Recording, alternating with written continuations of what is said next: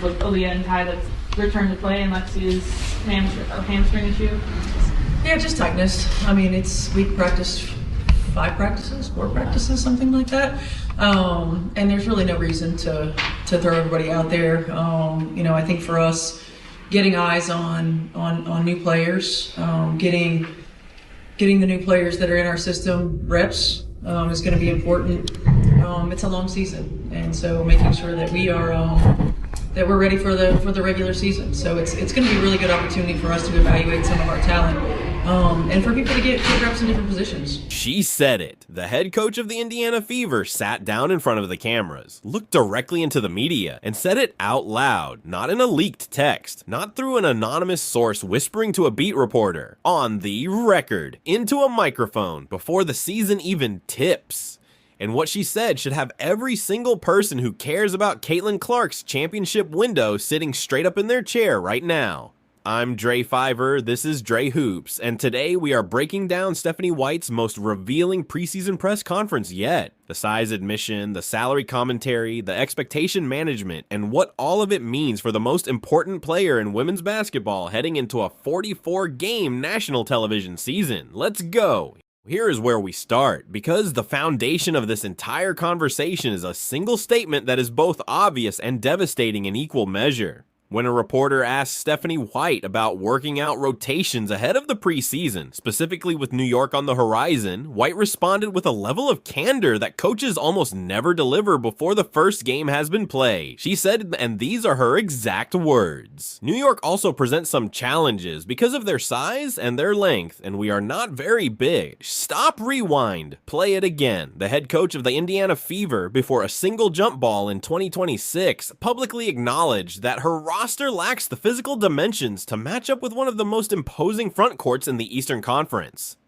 That is not spin. That is not media strategy. That is a coach who is reckoning with a personnel reality and choosing honesty over corporate comfort. Now, I want to be precise here because precision matters on this channel. White did not say the front office failed. She did not throw executives under the bus by name or declare the offseason a catastrophe. What she did was something arguably more revealing. She described the roster she actually has in plain language and let the implications speak for themselves, and the implications are loud. The New York Liberty are built for physical dominance. Brianna Stewart at 6'4", Jonquel Jones in the front court, a defensive scheme designed around length, switching, and suffocating ball movement in the paint.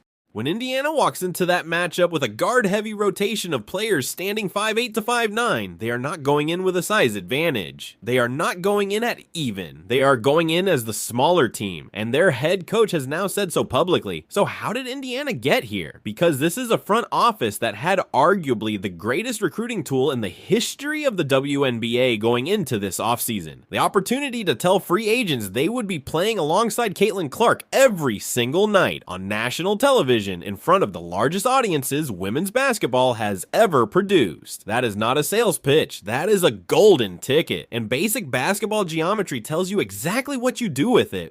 When your point guard draws double teams the second she crosses half court, when every defense in the league is scheming specifically around stopping the ball from getting to her, you build around her with length. You find wings who can catch and shoot over collapsing defenses. You find forwards who can seal in the post when those same defenses help off. You build a roster that punishes every single adjustment an opponent makes to try to stop her.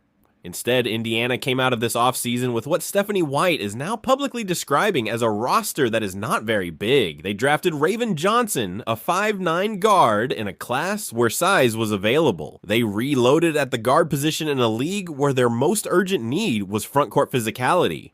And now, as the preseason begins and the rotation questions start coming, the head coach is the one left answering for the math. Now let's talk about the money, because this is where Stephanie White's preseason media availability gets genuinely complicated. During a separate discussion about the new collective bargaining agreement and what it means for player salaries across the league, White used a word that is going to stick. She called the salary numbers baffling. Now I want to give you the full context of that comment, because context is everything on this channel. White was speaking broadly about the league-wide salary landscape under the new CBA, a structure that has dramatically increased what teams can and must pay players across the board.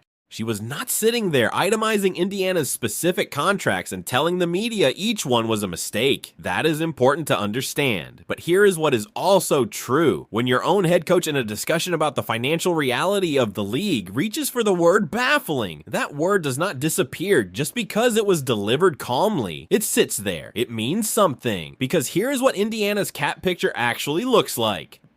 Kelsey Mitchell is on a supermax. Aaliyah Boston has a 4-year extension. Sophie Cunningham is back. Lexi Hull is extended. Tasha Harris is signed.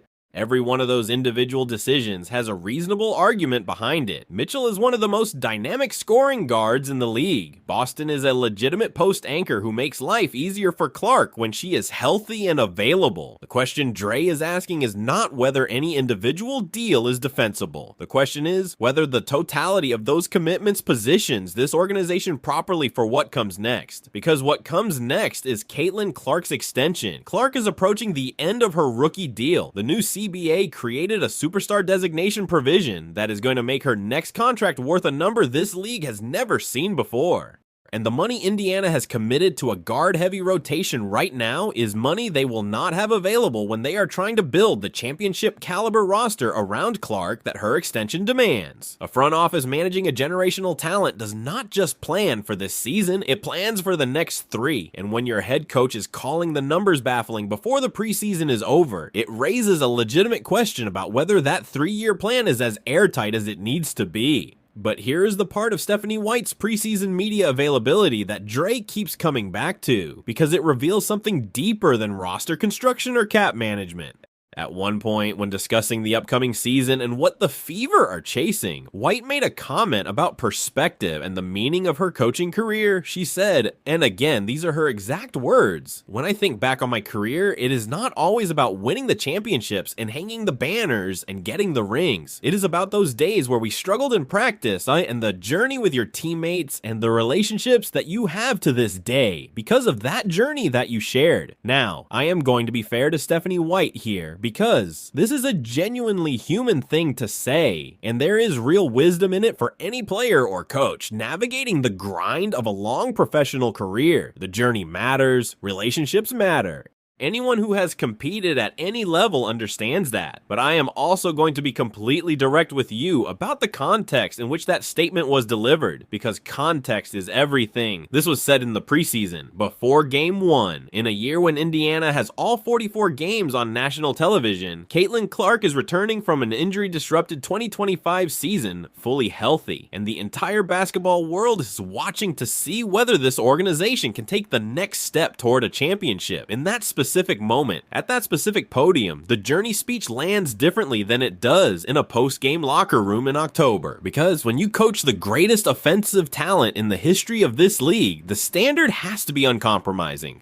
Clark is not here for the journey. She rebuilt her shooting mechanics in the offseason. She is coming into 2026 healthy and prepared. The network's committed to all 44 games because they believe in what this team can produce. That is a championship-level investment in a player with championship-level expectations. And when the head coach, before the first preseason game, is publicly reminding everyone that rings are not the only thing that matters, it raises a reasonable question about whether the organization is fully aligned on what the standard needs to be.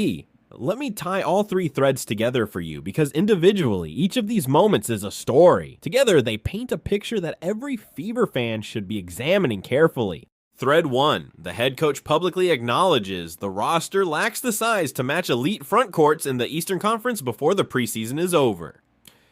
Thread 2. The head coach describes the league's new salary numbers as baffling, while her own team is locked into significant multi-year commitments at the guard position. Thread 3. The head coach, before Game 1 of a historic 44-game national television season, philosophically deprioritizes championship hardware in favor of the journey. None of these things individually constitutes a crisis. Stephanie White is a smart, experienced coach who has navigated this league for years and is clearly attempting to build genuine culture inside that locker room The core of Clark, Kelsey Mitchell, and Aaliyah Boston is legitimately talented. On any given night, that trio can compete with anyone in this league. A championship run is not impossible. It is not even improbable if the rotations click and the health holds. These are real players, and this is a real contender. Dre is not here to declare the season over before it starts. But what I am here to do, what this channel exists to do, is read between the lines of what coaches actually say in front of cameras.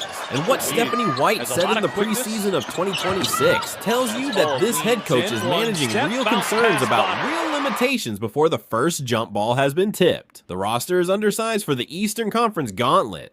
The financial flexibility going forward is constrained, and the organizational philosophy, at least as expressed from the podium, appears to be balancing winning with something more comfortable than the singular, unrelenting pursuit of a championship. Caitlin Clark did not spend her offseason rebuilding her game to get comfortable. The preseason is here. The real test starts now. That is the full breakdown, and I want your take in the comments right now. Is Stephanie White being refreshingly honest about real limitations, or is she already laying the groundwork to explain a disappointing season before it happens? Drop it below, smash that like button, subscribe to Dre Hoops, and turn on every notification, because once this season tips on May 9th, we are going to be covering every game, every lineup decision, every rotation, and every moment that matters for Caitlin Clark's championship chase. This is Dre Fiver. We will see you in the next one.